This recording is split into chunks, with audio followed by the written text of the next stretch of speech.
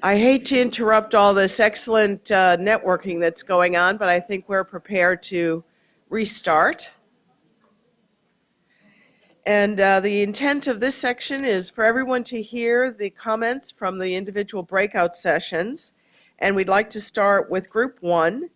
Joanna Kane is going to come up and report for the group on the implications that shifts in health policy and the healthcare industry will have on health professional education and workforce learning. Great, thank you. We had an exceptional group from table 6 and 7. And we put together some comments which are a combination of both what is happening and the implications we see at the same time. So the first was shifts in health globally. And those shifts are globally, people are living longer. There is more chronic disease. There are unpredictable outbreaks of infectious disease, leading to an even greater need to focus on One Health, human, animal, and environmental health in our globalized world. Patients are taking greater involvement in their care, leading us to focus on or need to focus on the social determinants of health, on prevention, on biomedical research, on big data and where that might take us. We particularly focused on health literacy as a key element, and lifestyle changes and cultural diversity. In looking at policy, again, remember this is a combination of where we are with shifting policy, but also things we think need to happen. We need to continue to push towards universal health coverage, in particular to look at barriers and access to care for undocumented persons, persons of low income, underserved and unserved or never served communities. We felt it was important to continue to move towards a concept of health care as a right versus a privilege. We felt policies that focus on competency sharing are important to our global future. We felt the incentives to work in this area were damaged by the cost of education, and so repayment of loans as incentives to serve the underserved were important. This is underpinned by having a better understanding. Health literacy is based on some knowledge of science.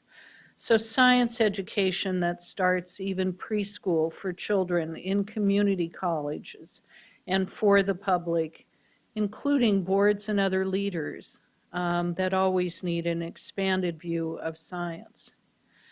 Broad definition of teams is important as policy is written. Complementary skills and expertise. Interdisciplinary education needs to continue to be a policy focus, innovative leadership education in that regard, and community-based training.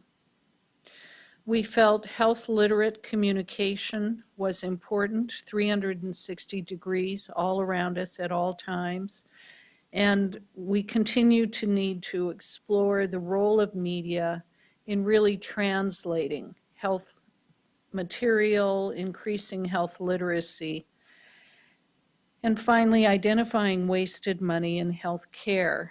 I would note at the top that one of the key components of thinking about policy is not to go where your mind normally goes to Washington, D.C., but to think of it at every level. So think of it in your community, think of it at your hospital, think about it within your group, that policy gets set at every level.